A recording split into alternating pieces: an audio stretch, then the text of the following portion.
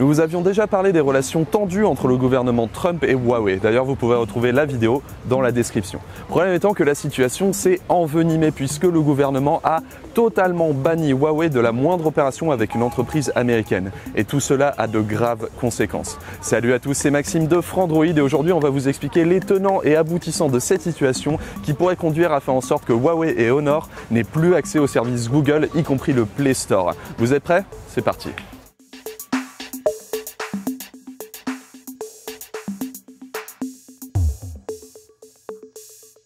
Le gouvernement américain a rajouté Huawei à sa liste noire des échanges internationaux, ce qui fait que toutes les entreprises américaines n'ont plus le droit d'échanger, que ce soit du matériel ou du logiciel, avec le constructeur chinois. La conséquence directe de tout ça, c'est tout simplement que Google n'a plus le droit de fournir le Play Store et la plupart de ses services aux constructeurs conformément à la loi américaine.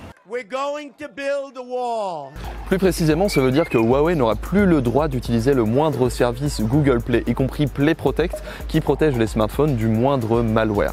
Également, les mises à jour d'applications vont être compliquées à déployer, mais surtout les mises à jour majeures d'Android, dont Android 10Q, sont totalement interdites. Du coup, le Huawei Mate 20 Pro a été retiré de la liste bêta.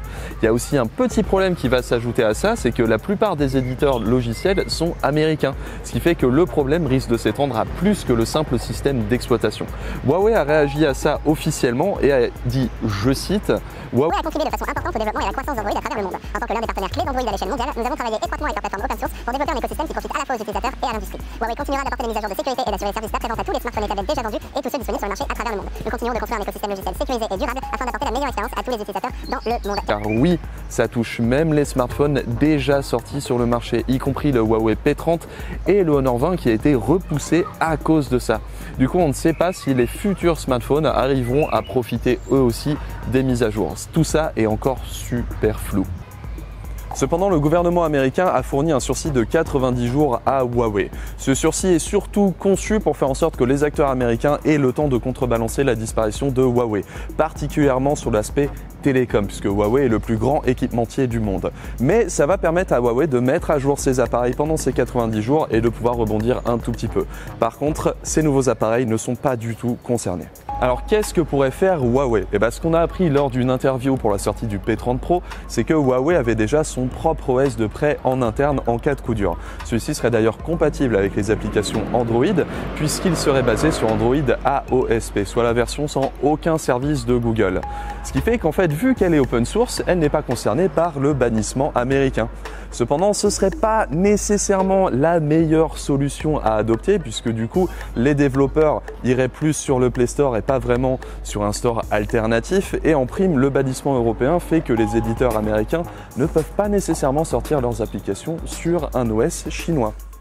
La meilleure solution reste donc politique, puisqu'après tout, l'acte du gouvernement Trump l'est. Ce qui fait que c'est un peu au tour du gouvernement chinois de répondre. Et à ce propos, le ministre des Affaires étrangères Wang Yi a simplement mis en avant qu'il espérait que toutes les parties en présence feront preuve de retenue et de prudence afin d'éviter toute escalade.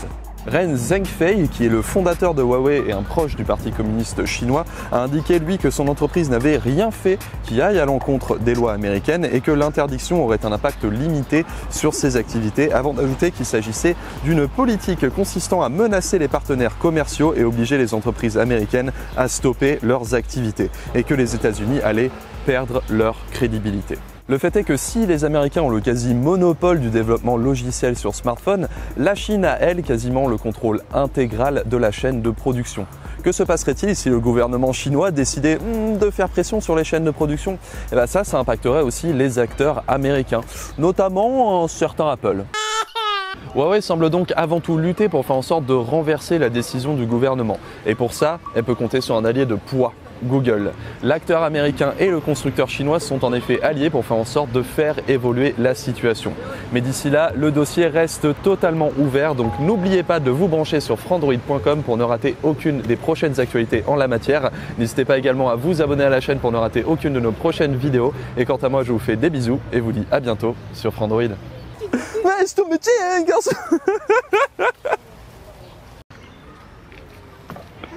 Je fais du crossfit.